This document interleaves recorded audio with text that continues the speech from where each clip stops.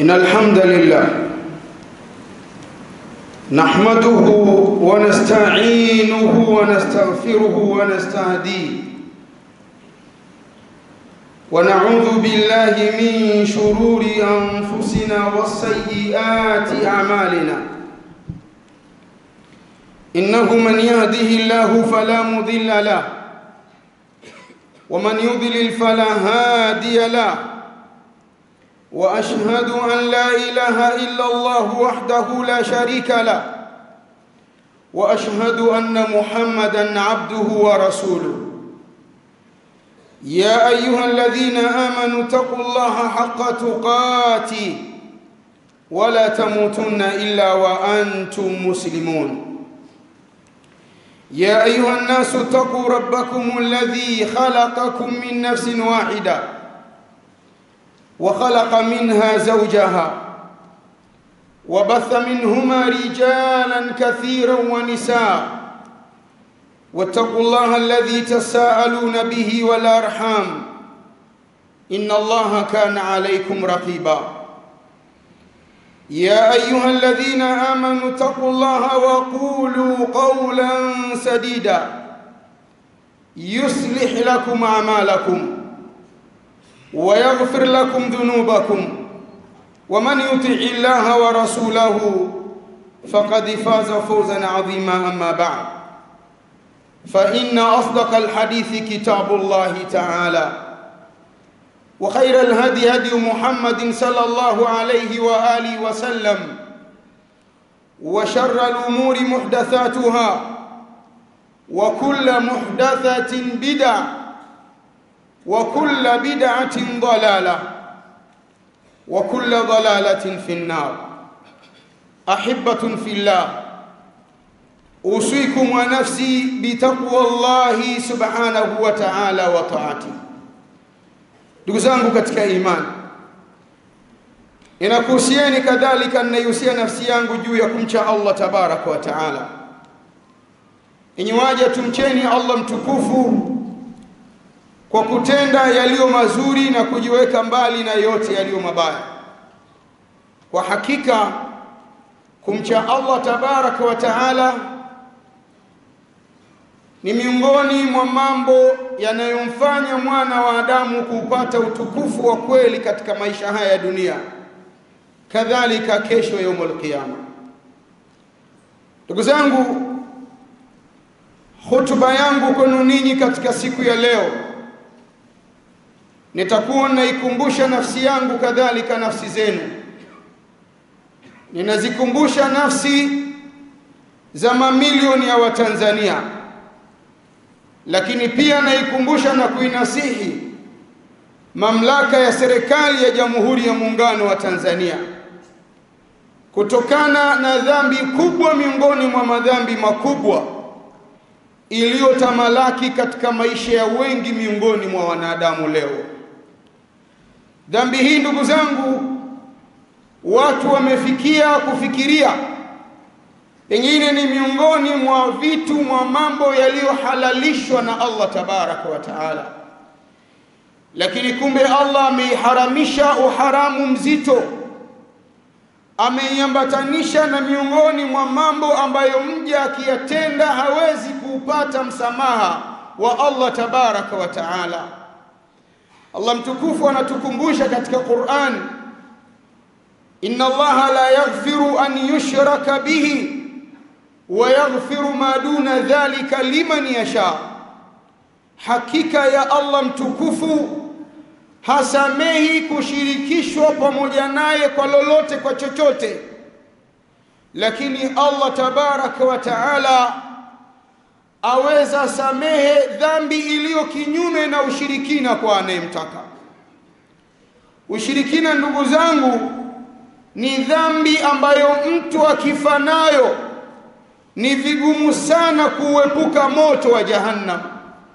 Innahu man yushrik billah faqad harrama Allahu alayhi aljanna wa ma'awahu an-nar wa ma lidh-dhalimin min ansar.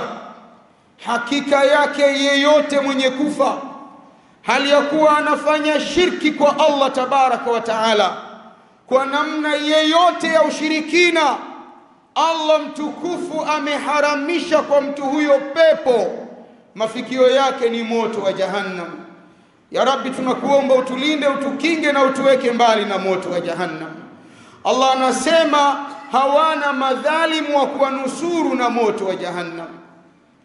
Dhambi ambayo sisi leo tunakumbushana imeambatanishwa na dhambi hii ya ushirikina, namna ilivyo mbaya na ahadi nzito ambazo Allah tabaraka wa taala anazisema juu ya ushirikina, lakini kabla yake imesemwa dhambi ambayo imetamalaki katika maisha yetu, na si nyingine ndugu zangu katika imani. Dhambi hii ni almaisir, kamari. Kamari ndugu zangu ni janga la watu waliomwamini Allah tabaraka wa taala. Hatushangai kushiriki kamari watu walio washirikina, hatushangai kushiriki kamari watu waliomkufuru Allah tabaraka wa taala.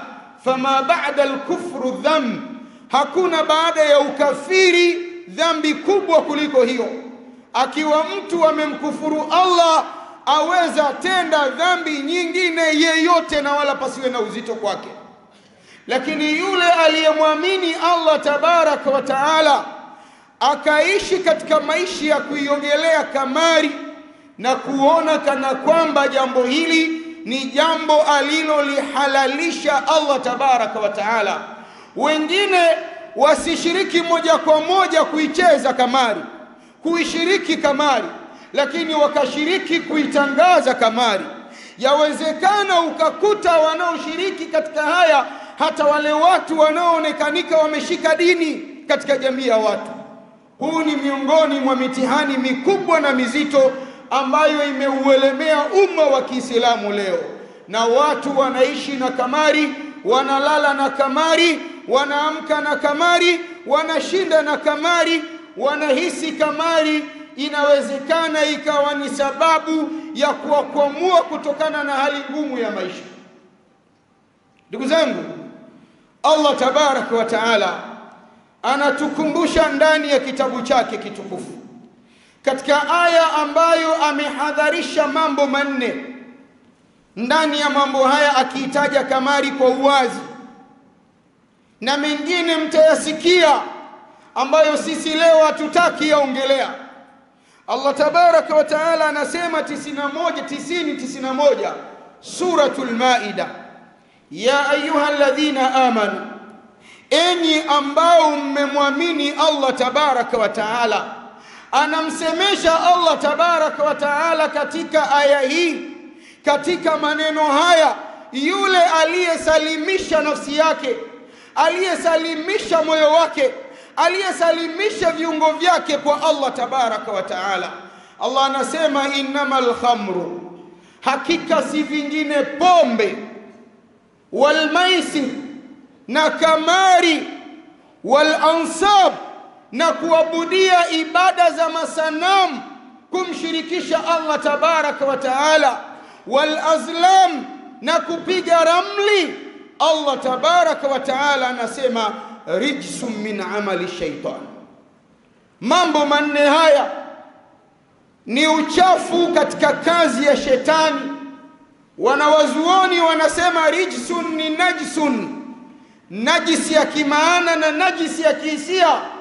Kamari ndugu zangu inaharibu itikadi ya mtu, kamari inaharibu tabia ya mtu, kamari inaharibu kiwiliwili cha mtu. Kamari ni miongoni mwa matendo ya shetani ambayo Allah tabaraka wa taala hajatukataza sisi tusishiriki kamari kwa maana ya kutuambia acheni kamari, bali anatuambia fajitanibuhu, jiepusheni, jiwekeni kando, jiwekeni mbali na matendo haya, kwa sababu ni matendo yanayomharibu mwanadamu, ni matendo yanayomfisidi mwanadamu, kuanzia itikadi yake, tabia yake, kadhalika mwili wake. Allah tabaraka wa taala akasema la'allakum tuflihun, huenda ninyi mkawa ni wenye kufaulu mbele yake Allah tabaraka wa taala. mafhumul mukhalafa, kuifahamu kwa kinyume aya hii ya Allah tabaraka wa taala. Maana yake mwanadamu akishika pombe, akashiriki kamari, akashiriki ibada za masanamu, akashiriki kupiga ramli, hawezi kufaulu kwa Allah tabaraka wa taala. Allah subhanahu wa ta'ala akaendelea sema, inma yuridu ash-shaytanu an yuqi'a bainakumul adawata wal baghdha, hakika si vingine kwenye pombe na kamari anataka shetani kukutieni, kukutumbukizeni katika chuki na uadui, katika kubughudhiana na kugombana na kukatana urafiki wenu, udugu wenu, ujamaa wenu na ukaribu wenu. Akasema Allah tabaraka wa taala, fil khamri wal maisir, katika pombe na kamari, wayasuddukum an dhikrillah, na hivi vinakuzuieni katika kumtaja Allah tabaraka wa taala. Leo watu wanaamka asubuhi wanaenda katika vibanda vya kubeti. Kamari leo imepewa jina jingine, na ni tabia ya kila zama kamari kubadilishiwa majina ili watu waendelee kupumbaa katika uharamu huu, na hii yote ni kazi ya shetani. Allah tabaraka wa taala anaharamisha akisema shetani anataka kukutieni katika chuki na uadui. Watu wanaamka asubuhi wanaingia katika vibanda, katika majumba, katika sehemu za kubeti, kwenye maduka, sehemu mbalimbali. Hapo wanapoteza muda, hawana kumtaja Allah tabaraka wa taala, hawana kumhimidi Allah tabaraka wa taala. Hawana muda watu hao wa kukaa katika vikao wakamdhukuru Allah, wakajifunza dini, wala kufanya ibada, lakini muda wa kushiriki mambo haya wanao kwa kiasi kikubwa mno. Allah tabaraka wa taala anasema si kumtaja Allah peke yake wa anisala, lakini pia kusali. Namba ya watu wanaoshiriki kwenye sehemu za kubeti ni kubwa mno kuliko namba ya watu wanaoshiriki katika majumba ya kiibada. Namba ya watu wanaoshiriki kuifanyia promotion kamari, kuitangaza kamari, ni kubwa mno kuliko namba ya watu wanaoshiriki kumwabudu Allah tabaraka wa taala. Leo kamari, ndugu zangu, imekuja mbele yetu, imekuja kwenye maisha yetu, imekuja katika kila sehemu tulipo, inafadhili na kudhamini na kusimamia yale mambo ambayo watu wanaushabiki nayo. Mipira inafadhiliwa na kamari. Muislamu anavaa nguo mbele yake imeandikwa kampuni la kamari, anatangaza kamari, yuko tayari kukaa anapiga kelele kushangilia timu yake akitangaza kamari muda wote, lakini mtu huyu hana muda wa kukaa msikitini kumwabudia Allah tabaraka wa taala. Allah mtukufu akasema anawauliza wale waliomwamini Allah tabaraka wa taala, ananiuliza mimi na anakuuliza wewe.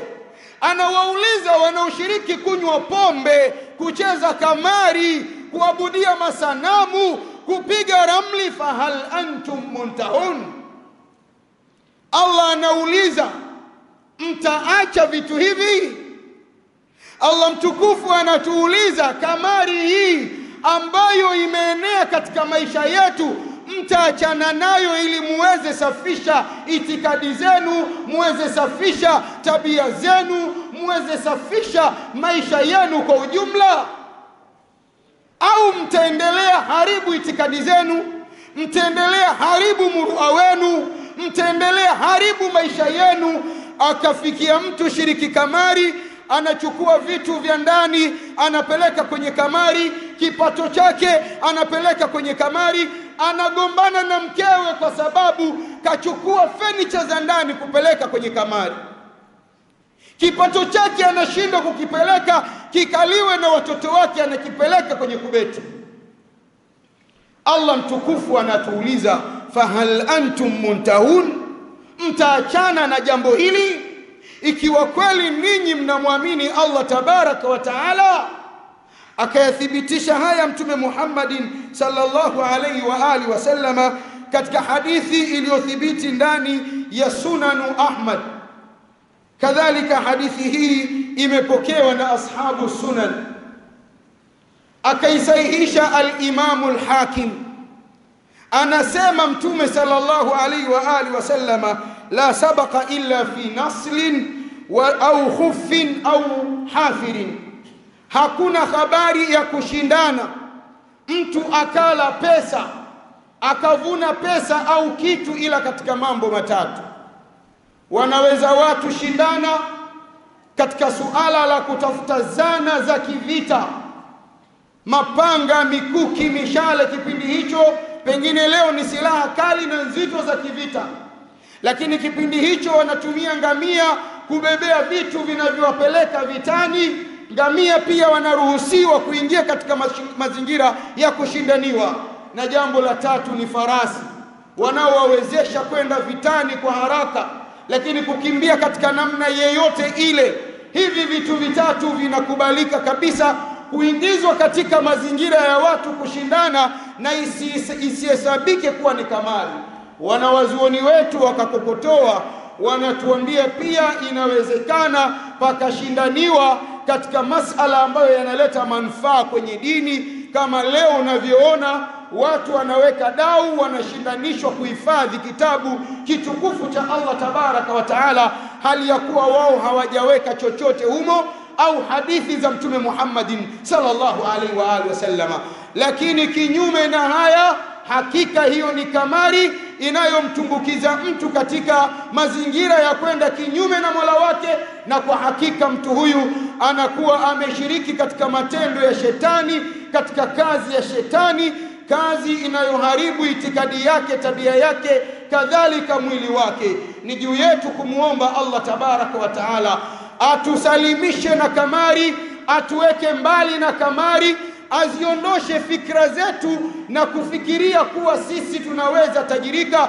Boresha uchumi wetu kupitia kamari, tufuate njia halali ambazo Allah ametuwekea za kuweza badilisha maisha yetu kutoka kwenye umaskini tulionao kwenda kwenye hali nzuri ya maisha tulionayo. Aqulu ma tasma'una, astaghfirullah li wa lakum wa lisairil muslimina wal muslimati fastaghfiruhu innahu huwal ghafurur rahim wa huwa al barru al karim.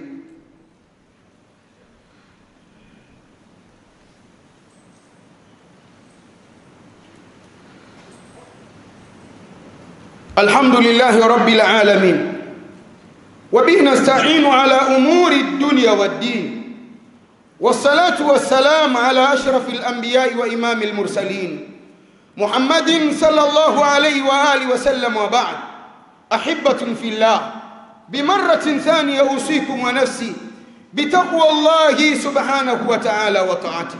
ndugu zangu katika imani, kwa mara ya pili na kariri kuihusia nafsi yangu kadhalika nafsi zenu juu ya kumcha Allah tabaraka wa taala.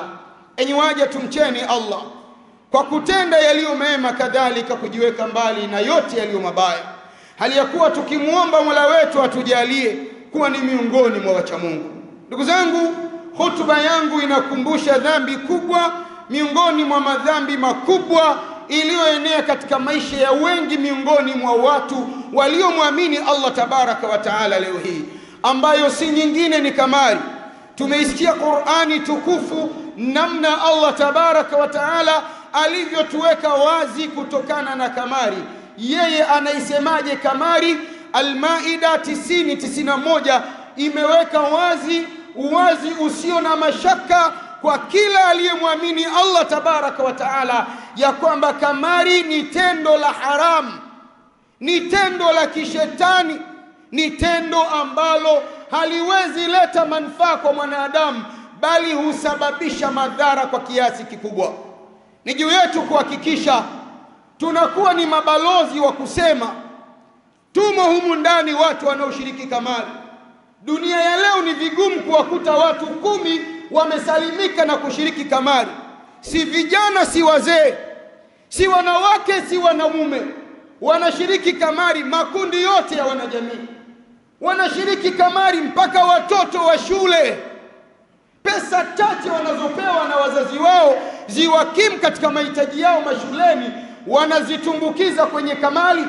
Watoto wa vyuo ndio kiasi kikubwa mno. Bumu inapotoka yote inaenda kwenye kamari. anakwenda angamiza kipato chake ambacho kinaweza kumkimu. Muda mwingine sasa akishafikia amekosa, hana namna nyingine ya kuishi, mzazi wake hawezi kumfuata kumuomba, hana namna nyingine. Kama ni binti anajiuza, na kama ni kijana pia na yeye anajiuza. Tuna ongezeko kubwa mno la watoto wa kiume ambao wanashiriki ushoga leo. Lakini miongoni mwa sababu ni haya, na haya yapo kwenye jamii, tunayaona, tunayashuhudilia, tunayasuluhisha, tunayanasihi, tunayasema. Ni juu ya kila mmoja miongoni mwetu kuhakikisha anaingia katika namna ya uchungu wa kuichukia kamari.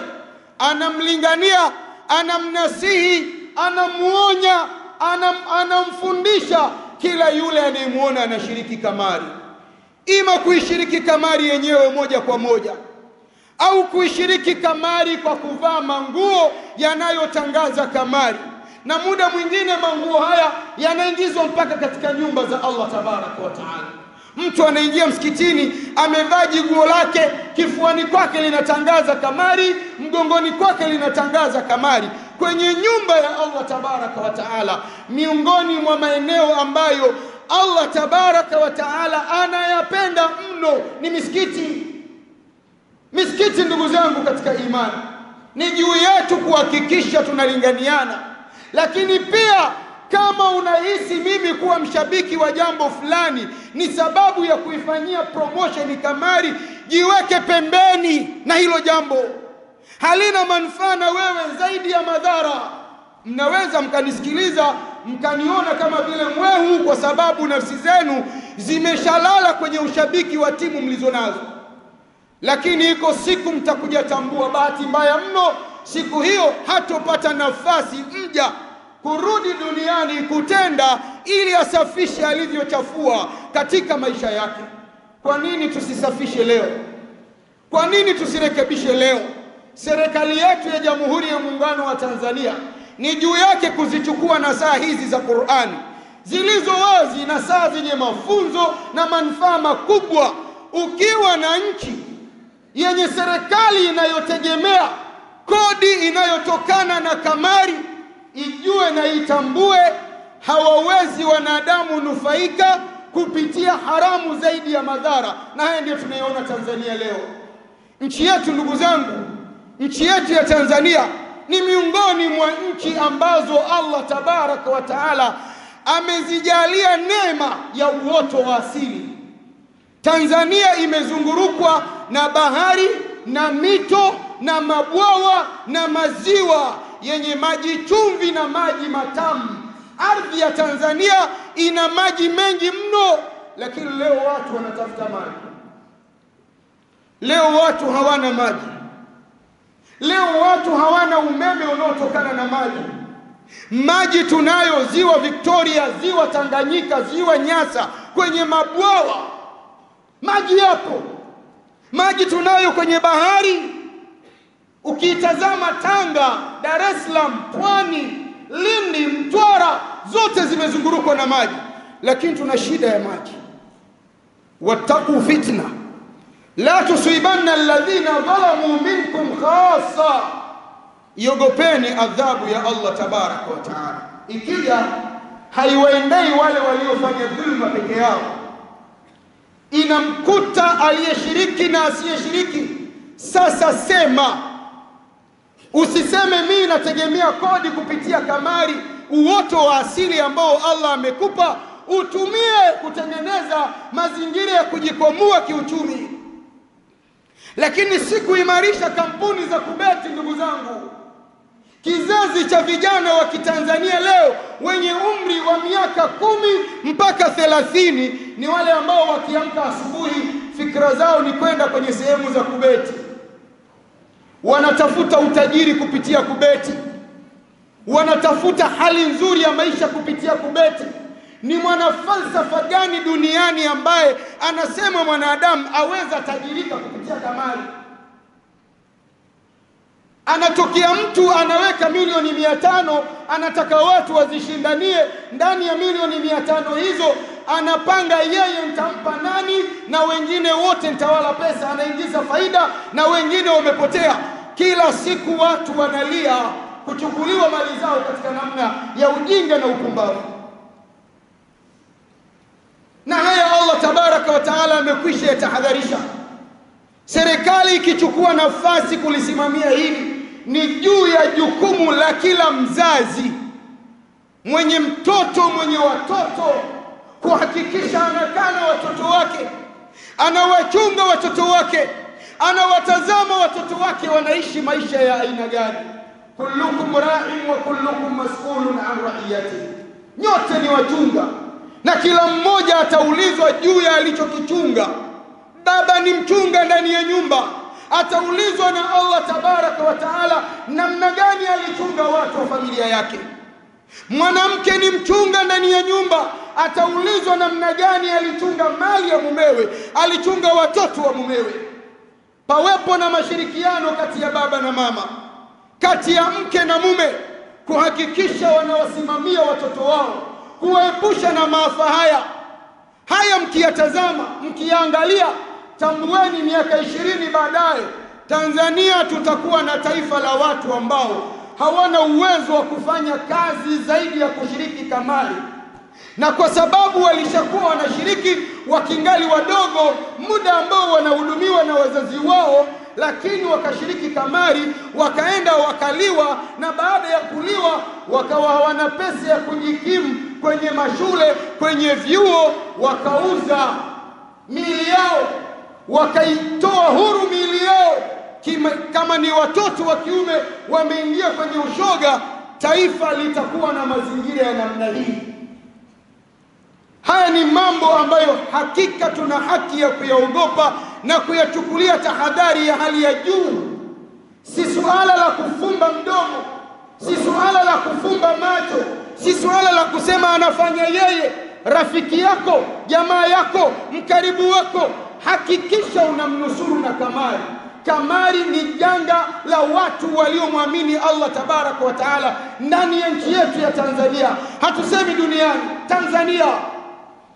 Vibanda vya kamari vimekithiri. Mtaa mmoja muda mwingine una vibanda mpaka 10 vya kamari, na vyote vinapata wateja. Hii ni kuonesha ushiriki wa kamari upo kwa kiasi cha juu mno. Ndugu zangu katika imani, tumeletwa katika hii dunia na Allah tabaraka wa taala, na Allah ametuleta kuja kumwabudu yeye na wala si kwenda kinyume na ibada zake. Ni juu yetu kuhakikisha tunasimama kidete kuzuia maasi machafu mabaya, yale ambayo Allah ameyakemea na kutukataza tusiyashiriki. Lengo ni kusafisha na kutengeneza mustakbali mzuri wa maisha yetu na kizazi chetu kijacho. Tunamuomba Allah tabaraka wa taala atuwezeshe, kama wako watu wanashiriki kamari, abadili Allah nyoyo zao waichukie kamari namna vile alivyoieleza yeye. Tunamuomba Allah tabaraka wa taala ajalie wazazi wenye watoto wanaojua watoto wao wanashiriki kamari pasina woga wala aibu, wasimamie kuwazuia watoto wao kwa kuwapa nasaha zilizo njema. Tunamuomba Allah tabaraka wa taala ajalie wenye marafiki wa karibu wanaoshiriki kamari wanasihi marafiki zao wa karibu wao kuwatoa katika kazi hii ya shetani, warudi kwa Allah tabaraka wa taala. Lakini tunamuombea kwa Allah tabaraka wa taala rais wetu wa Jamhuri ya Muungano wa Tanzania, ndugu yetu Samia Suluhu Hassan. Allah tabaraka wa taala amjaze raghba ya kuichukia kamari na kuhakikisha anasimamia kuwaepusha Watanzania na kamari. Allah ampe nguvu kuwasimamia Watanzania, kuwatendea yale yenye kheri na wao, na Allah muepushe na kuwatendea yale yenye shari na wao. Tunamuomba Allah tabaraka wa taala amjalie mama huyu, kila aliye pembeni yake mwenye fikra mbaya za kumpoteza, Allah mweke mbali naye, amweke karibu na wale ambao wana uchungu na hii nchi na wanampa ushauri ulio mzuri. Bali tunamuombea kwa Allah tabaraka wa taala makamu wa rais awe mshauri mzuri kwa rais, lakini nguvu ya kiutendaji kwa waziri mkuu wa Jamhuri ya Muungano wa Tanzania. Bila kusahau tunamuombea ndugu yetu Dr. Hussein Ali Mwinyi, rais wa serikali ya mapinduzi ya Zanzibar, na yeye awe na uwezo na nguvu kuzuia kamari katika visiwa vya Zanzibar. Hatutaki Watanzania uchumi wetu ukue uimarike kupitia kamari. Uchumi wetu ukue uimarike kupitia vyanzo halali anavyoviridhia Allah tabarak wa taala. Inna Allaha wa malaikatahu yusalluna ala nabi ya ayyuhalladhina amanu sallu alayhi wa sallimu taslima. Allahumma salli ala Muhammad wa ala ali Muhammad kama sallaita ala Ibrahim wa ala ali Ibrahim وبارك على محمد وعلى آل محمد كما باركت على إبراهيم وعلى آل إبراهيم إنك حميد مجيد. وارض اللهم عن الخلفاء الأربع وعن البقية أصحاب رسول الله محمد صلى الله عليه وآله وسلم. ربنا أرنا الحق حقا وارزقنا اتباعه وأرنا الباطل باطلا وارزقنا اجتنابه. اللهم سهل لنا مما نريد ونجنا مما نخاف بفضلك يا لطيف. ربنا آتنا في الدنيا حسنة وفي الآخرة حسنة وقنا عذاب النار. ربنا أرنا الحق حقا وارزقنا اتباعه وأرنا الباطل باطلا وارزقنا اجتنابه. اللهم سهل لنا مما نريد ونجنا مما نخاف. اللهم لا تدع لنا في مسجدنا هذا ذنبا إلا غفرته ولا هما إلا فرجته ولا مريضا إلا شفيته ولا مريضا يا شافي إلا شفيته ولا مريضا يا الله إلا شفيته ولا الحاجة من حوائج الدنيا إلا قضيتها يا رب العالمين. اللهم اغفر لأهل القبور من المؤمنين والمؤمنات والمسلمين والمسلمات برحمتك يا أرحم الراحمين. اللهم أعز الإسلام والمسلمين وأذل الشرك والمشركين في مشارق الأرض ومغاربها يا رب العالمين. وصل اللهم على محمد وعلى آله وصحبه وسلم. وقوموا إلى صلاتكم يرحمكم الله.